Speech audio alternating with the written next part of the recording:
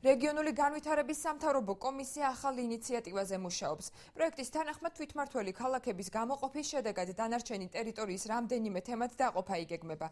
საკითხზე დღეს არასაპარლამენტო პარტიების წარმომადგენლებმა იმსჯელეს. პოლიტიკოსთა და არასამთავრობო სექტორის წარმომადგენელთა შეფასებები იხილეთ ჩვენ სიუჟეტში. მუნიციპალიტეტების შესაძლო დაყოფასთან დაკავშირებით ვნებათა ღელვა გრძელდება. საუბარია რეგიონული განვითარების სამთავრობო კომისიის წინადადებაზე, რომელიც თვითმმართველი ქალაქების გამოყოფის შედეგად დანარჩენი ტერიტორიის რამდენიმე თემად დაყოფას გულისხმობს. არასაპარლამენტო პარტიების წარმომადგენლები და ადგილობრივ თვითმმართველობათა ეროვნული ასოციაციის წევრები ამ იდეის წინააღმდეგი არიან. მათი შეფასებით არჩევნებამდე 3 თვით ადრე მსგავსი მოქმედებების საარჩევნო კამპანიის დაწყებას შეუშლის ხელს. კატეგორიული მოთხოვნა არის ამ თვითმმართველობის არჩევნებისათვის აღარ შეიცვალოს საზღვრები.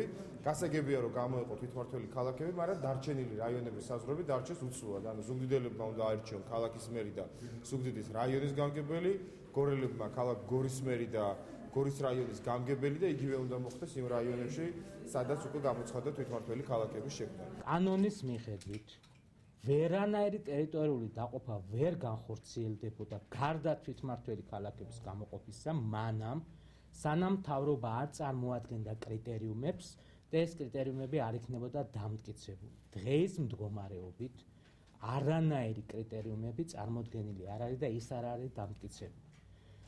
შესაბამისად, შეუძლებელია ამ დაყოფის განხორციელება კანონიერი გზით. არასამთავრობო ორგანიზაცია სიდას აღმასრულებელი დირექტორი მიიჩნევს, რომ მსხვილი მუნიციპალიტეტების არსებობა თვითმმართველობის რეფორმის დადებითი მხარეების წარმოჩენას ვერ უზრუნველყოფს. თუ ჩვენ გვინდა რომ მოსახლეობა, მათ შორის სოფელში მცხოვრება მოსახლეობა განიცადოს ეს თვითმმართველობის, ესე ვთქვათ, სრული სიკეთე, ამისათვის ესეთი მსხვილი ტერიტორიული თვითმმართველობის ერთეულის შექმნა უბრალოდ არ იქნება ეფექტიანი. რეგიონული განვითარებისა და ინფრასტრუქტურის მინისტრის მოადგილემ განმარტა, რომ ამ საკითხზე გადაწყვეტილება მიღებული ჯერ არაა. თენგიზ შერგელაშვილის თქმით, სამთავრობო კომისიის ფარგლებში მოსახლეობასთან კონსულტაციები იგეგმება.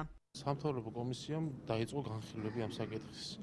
არანაირი გადაწყვეტილება არ არის მიღებული, არის ვერსიები.